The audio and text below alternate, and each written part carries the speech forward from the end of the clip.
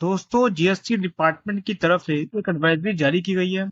ये एडवाइजरी तमाम GST tax payer के लिए है। जो टैक्स पेयर जीएसटी में डिमांड पे कर रहे हैं उनसे संबंधित ये एडवाइजरी है। नया फॉर्म DRC 3 है, जैसा रिसेंटली अभी जीएसटी पोर्टल में अवेलेबल हुआ है। अब इस एडवाइजरी में क्या कहा जा रहा है वो हम पढ़ते हैं डिटेल में। It has been observed that some taxpayers have paid the demanded amount via DRC 7, DRC 8, MOB 9, MOB 11, APL 4 through DRC 3 instead of using payment facility payment towards demand available on the GST portal. GST portal पर जब हम जमा कराते हैं payment, तो payment toward demand के अंदर जब DRC 3 यूज करते हैं तो DRC 3 का इस्तेमाल जो किया DRC 7, DRC 8, MOB 9 और MOB 11 और APL फॉर्म जो हमने फाइल किया है उसको DRC 3 के थ्रू पे किया है।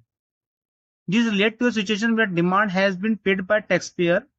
However, the demand is not closed in the electronic liability register. Demand तो पे कर दी है DRC 3 के थ्रू, लेकिन डिमांड अभी भी स्टिल सिस्टम में एग्जिस्ट कर रही है। To address this issue, the government has notified a new form GST DRC 3A, जो कि नोटिफाइड हुआ है नोटिफिकेशन नंबर 12/2024 डेटेड 10 जुलाई 2024। इस सिचुएशन को सिंप्लीफाई करने के लिए कि जो टैक्स पेयर DRC 3 के थ्रू डिमांड पे कर रहे थे, सिस्टम में अभी भी एग्जिस्ट थी वो डिमांड, उसको खत्म करने के लिए DRC 3A फॉर्म लाया गया है।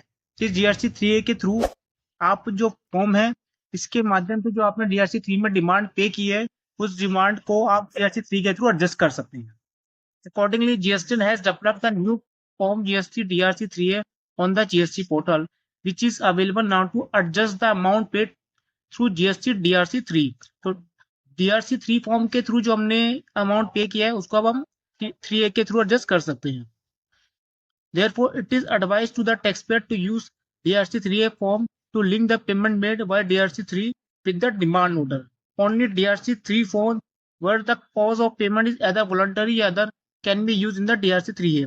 ध्यान रखें कि जो DRC 3 जो फॉर्म है जिसके अंदर आपने डिमांड पे की है वॉलंटरी या अदर, उसी को ही आप यूज कर सकते हैं DRC 3A में। बाकी किसी भी तरीके का और कोई भी तरीके का DRC 3 का यूज नहीं कर पाएंगे आप।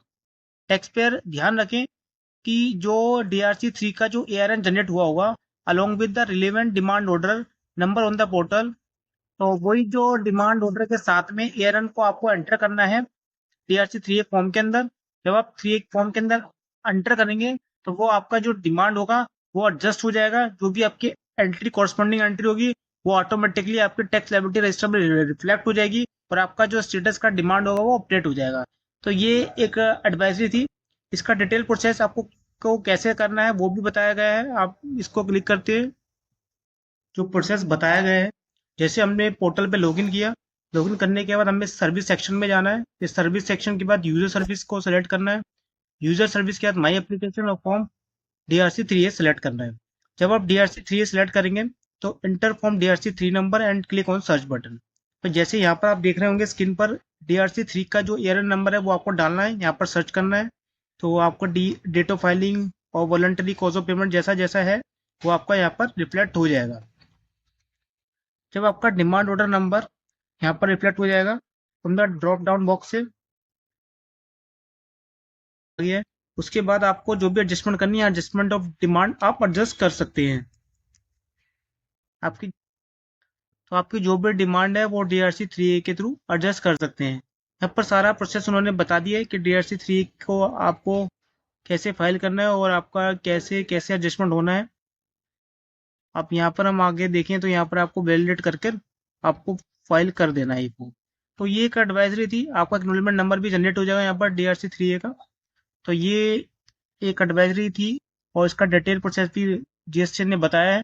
तो DRC 3A आप फाइल कर सकते हैं। अगर आपका कोई भी डिमांड स्टिल सिस्टम में पेंडिंग है, DRC 3 आपने फाइल कर दिया है, तो इस फॉर्म का आप बेनिफिट ले सकते हैं। चैनल पे नए हैं तो लाइक शेयर सब्सक्राइब करना ना भूलें और आप हमारे व्हाट्सएप चैनल को टेलीग्राम चैनल को भी ज्वाइन कर सकते हैं। इसका लिंक डिस्क्रिप्शन बॉक्स में मैंने दे दिया है। धन्यवाद।